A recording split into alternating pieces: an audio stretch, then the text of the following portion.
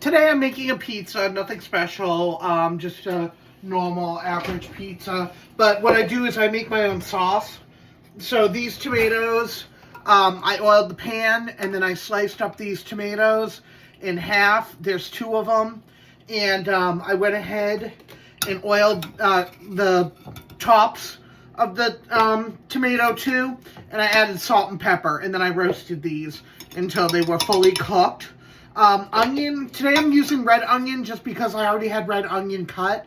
But typically I use yellow onion, but I just don't want to, I don't want this to go bad, so I wanted to use it up. And roast that as well till it's fully cooked. What I'm placing this in is my NutriBullet container because we're going to blend this up. This is the pizza sauce. And I put this on my pasta too, so this is also pasta sauce. And there's no canned ingredients. A lot of people make pasta sauce with canned tomatoes. Add some sugar, a couple of teaspoons, tablespoon. That was agave. Add a little bit of oil, a little more oil. Not a lot, again, a couple teaspoons. Salt, pepper,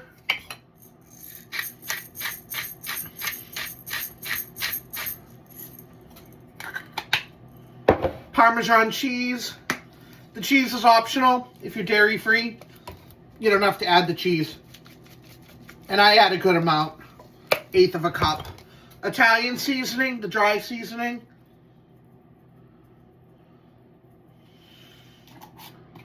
You want to add some extra herbs in there, so that's why I use the Italian seasoning. But we are going to use fresh basil, so that'll be the best part of it. Garlic, ton of garlic. Okay, and then with the basil, whoops, I hit my camera grabbing the basil. Okay, now with the basil, measure with your heart. I like a good amount, so like I'm gonna take a big, a big chunk like this. I don't know if you can see, there's quite a few. There's like 10 leaves in there. And I'm just going to rinse them off.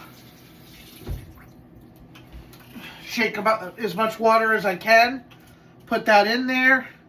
If you see any long stems, you can remove those or save them.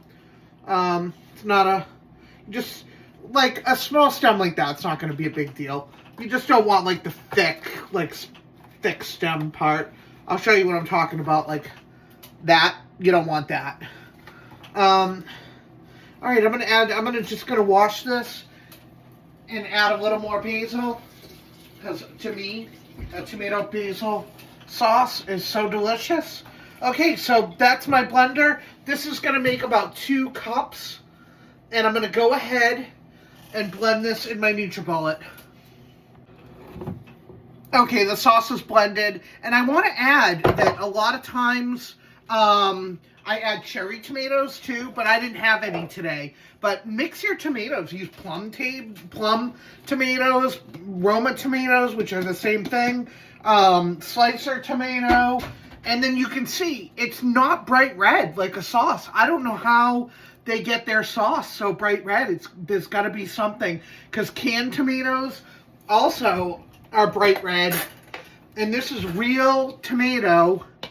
And you might think, oh, it looks weird, but it's so packed with flavor, and it definitely tastes like sauce, and it definitely tastes like tomato. It's just a lighter, and don't let that throw you off. It's absolutely delicious. So now we're going to move on to making the pizza. All right, so grease your pan. It also makes the crust crispier, but it also won't stick. Place that right in the middle. Again, this is the Trader Joe's dough from the other day. I highly recommend that dough. Makes a really good breadsticks. It makes a really good pizza. And then I'm gonna layer on this sauce. I love this. This levels up my pizza. This sauce is the key component to this pizza tasting so delicious. And then the next thing I'm going to do is I have some mozzarella cheese. I'm going to layer on a good amount of mozzarella. The Cabot is gluten-free. It's also local to me. It's non-GMO, no hormones, if you care about stuff like that.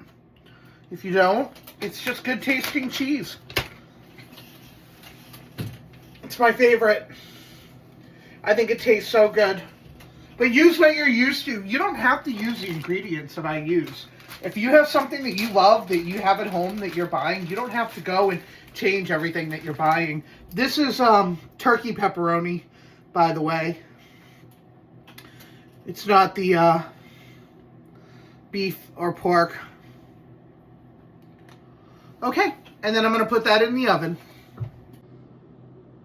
Just want you to get a glimpse of the final product and let you know that, yeah, I get it's just a, simple pizza and anyone can make a pizza, but I really wanted to feature my pasta sauce. So if you ever have tomatoes and they're starting to go, and like I said, we pay enough for our gluten-free food, just, buy some basil. You'll probably have onion. You'll probably have all the other ingredients hanging around.